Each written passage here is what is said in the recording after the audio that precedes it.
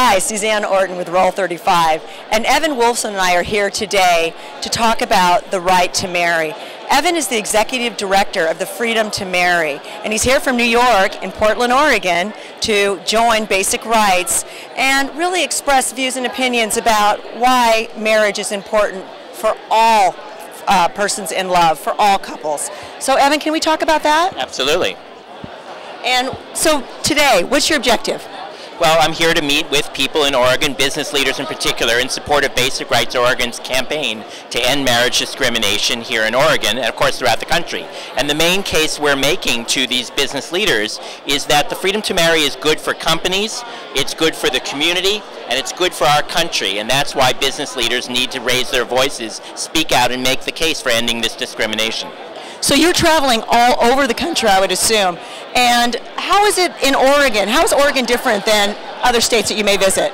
Well, one of the very important things about Oregon is that it's a climate of inclusivity, it's a climate of respect, it's a community that values fairness and inclusion, and therefore ought to be at the forefront of ending this exclusion from marriage. Oregon, as you may know, was the first state to rebound back from an anti-gay constitutional amendment and pass partnership and non-discrimination, and now is poised to finish the job by ending exclusion from marriage. So we've hit some benchmarks. We've had some progress with the Obama campaign, with the Obama presidency. We've done some amazing things. Can you talk a little bit about that as we are progressing forward? We certainly are moving forward, and we're making tremendous progress. 5 states in the United States, our nation's capital, the District of Columbia, all have marriage, joining 8 countries around the world, and several states like Oregon, where we've taken steps on the road to marriage, partnerships, civil union, and so on. We have the White House, as you just said, putting out a directive recognizing that gay families are vulnerable because of marriage discrimination, and hospitals ought not to exclude them from the bedside of their loved ones. A very small but important step in the right direction. Oregon now can lead the way, and business leaders can help make the case for treating everybody as we would all want to be treated, with respect, with dignity, with equality, and that includes the freedom to marry. So what would be the call to action for this event with these business leaders? If they're to take away one thing, what would it be?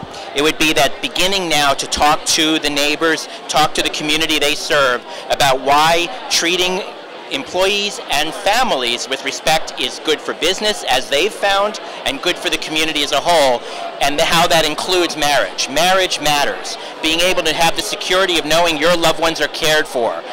In economic times like this, government should not be putting barriers in people's path as they try to take care of their loved ones. And so when we end the discrimination in marriage, just as when businesses provide partnership and health coverage, it actually strengthens the community. It strengthens everybody. It takes nothing away from anyone else.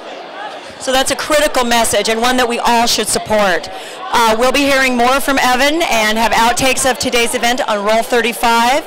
Susanne Orton, thank you.